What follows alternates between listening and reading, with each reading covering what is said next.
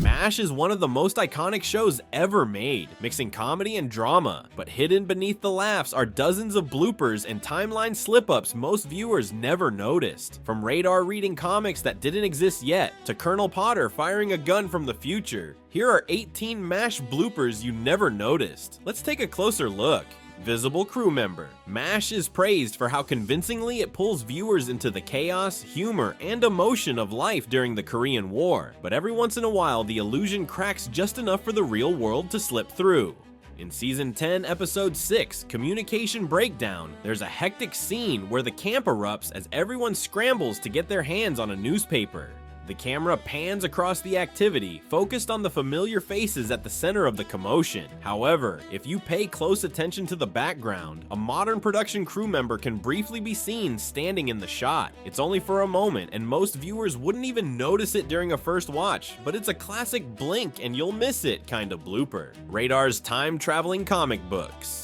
Radar O'Reilly's love for comic books is one of his most defining traits, but it also creates one of the show's biggest timeline problems. Throughout the series, Radar is seen reading comic books that were published long after the Korean War ended. Issues of Captain Savage and his Battlefield Rangers, the Avengers, Spider-Man, and even comics featuring Black Panther appear in his collection. Most of these characters and titles were introduced in the 1960s, more than a decade after the war. Radar's reading habits quietly turn him into the show's most consistent accidental time traveler. Colonel Potter's gun from the future. Well, Crocker, we may have the catfish, but you got scrod.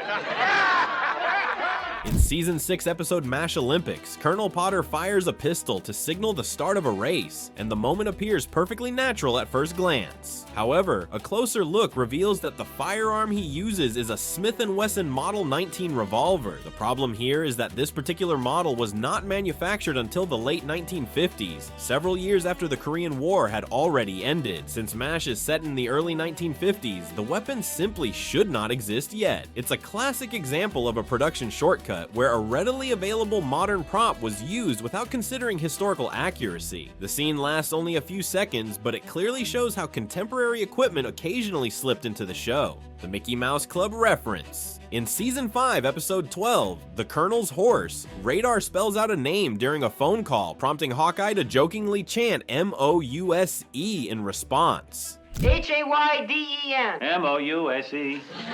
The joke is an obvious reference to the theme song from the Mickey Mouse Club, a television show that became wildly popular with American audiences. The problem is that the Mickey Mouse Club didn't premiere until October 3rd, 1955. By that time, the Korean War had already ended. It's a clever and funny moment that likely resonated with 1970s viewers, but it also serves as another reminder that the show often leaned into contemporary pop culture, even when it quietly contradicted its historical setting. Radar's teddy bear.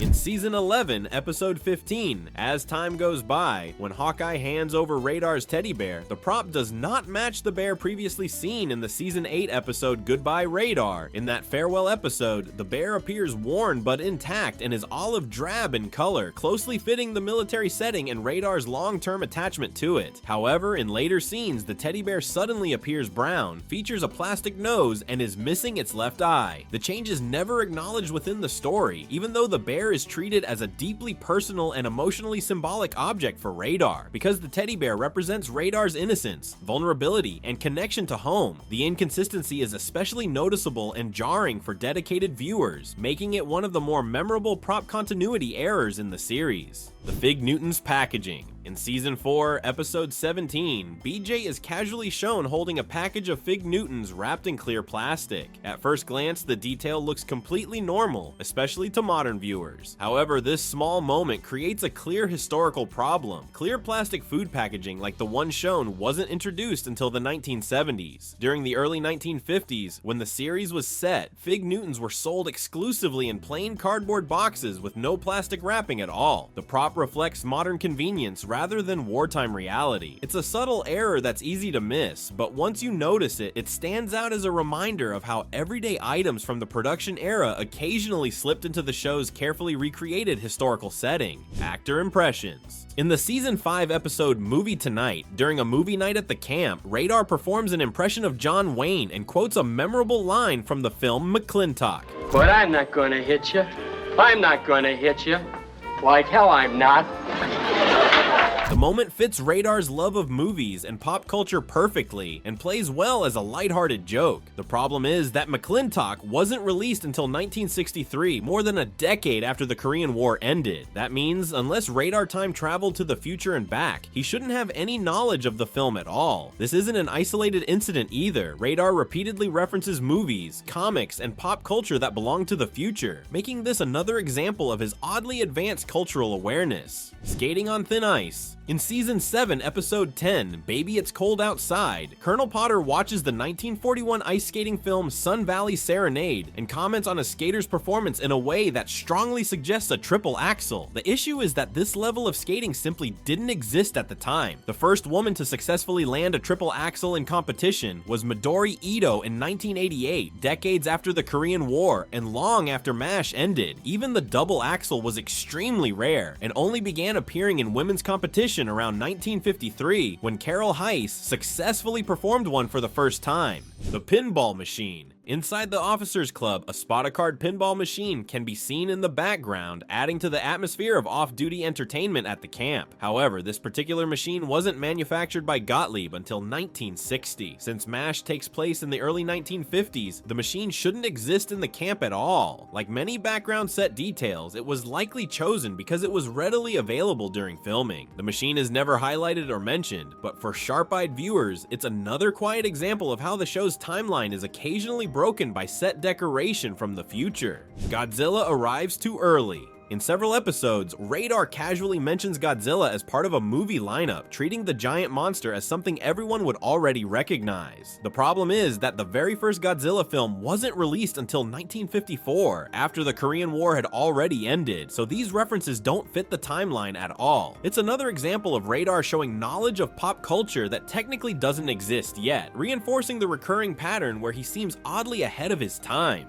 The wrong helicopter. In one of the early season episodes, a curious anachronism appears in Henry Blake's office. A model helicopter can be seen sitting in the background. The model is a Bell UH-1 Huey, an aircraft that didn't make its first flight until 1956 and would later become iconic during the Vietnam War. However, the Huey was never used during the Korean War, making its appearance in the 4077th a clear military anachronism. It's a small background detail, but for viewers familiar with military aviation, it stands out as something that simply doesn't belong in that era. Haircuts that break Army rules. From the very beginning of the series, the main character's hairstyles never fully adhered to US Army regulations of the early 1950s. In the 70s, hair became longer, looser, and more relaxed, which may have looked natural on television at the time, but would not have been acceptable in the US Army of the early 1950s. Strict grooming regulations were enforced, especially in combat zones. Colonel Potter is one of the few characters whose haircut and overall appearance remain consistently accurate to military expectations. Margaret's regulation-breaking nails. Margaret Houlihan's long, polished, and carefully manicured nails are another detail that clashes with military and medical realism. As an Army officer and a head nurse working in surgery, such nails would have been impractical, unhygienic, and likely against regulations. In a real mobile Army surgical hospital, short, unadorned nails would have been mandatory. The choice clearly favors character style and television aesthetics over strict authenticity. Douglas MacArthur never leaves Korea.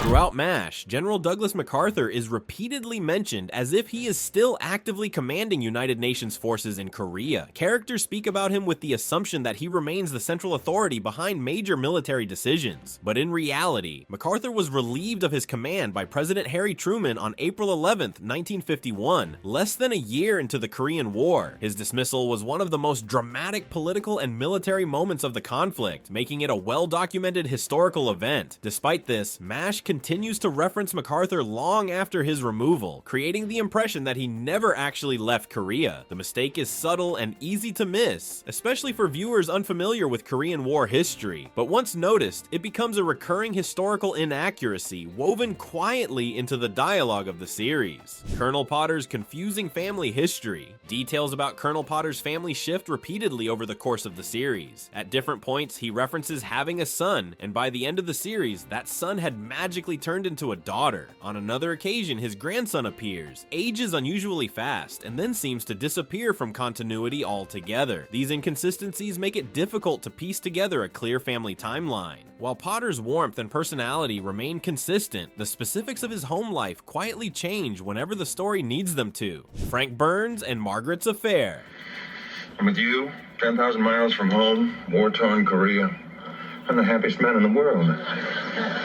So am I. Frank Burns and Margaret Houlihan's relationship is portrayed as improper, but ultimately survivable within the camp. What the show often softens is the fact that Frank Burns was married the entire time, making the affair not just unprofessional, but a serious violation of military law in the early 1950s. An adulterous relationship involving a married officer could have resulted in court-martial, demotion, or removal from service. Instead, the series treats the affair more like a personal scandal than a career-ending offense, reflecting the looser social attitudes of the 1970s rather than the strict standards of the Korean War era. But that's not all. Frank regularly references his wife as Louise Burns, but in season 1, when she was first mentioned, her name was Alice. Hawkeye Pierce's ever-changing backstory.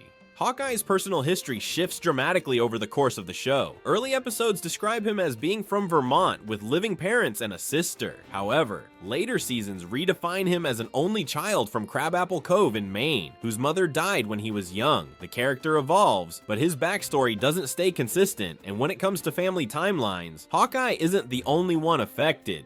BJ Honeycutt's daughter, BJ's daughter, Erin, has one of the most inconsistent timelines in the entire series. Depending on the episode, she's portrayed as a newborn, a crawling baby, or a much older toddler, even though relatively little time seems to pass at the camp. Letters from home and emotional conversations suggest years are passing, while the war itself appears strangely frozen in time. Erin's shifting age highlights one of MASH's biggest storytelling challenges, balancing emotional growth with a static wartime setting. Which MASH blooper surprised you the most? Comment below and don't forget to like and subscribe for more behind the scenes secrets.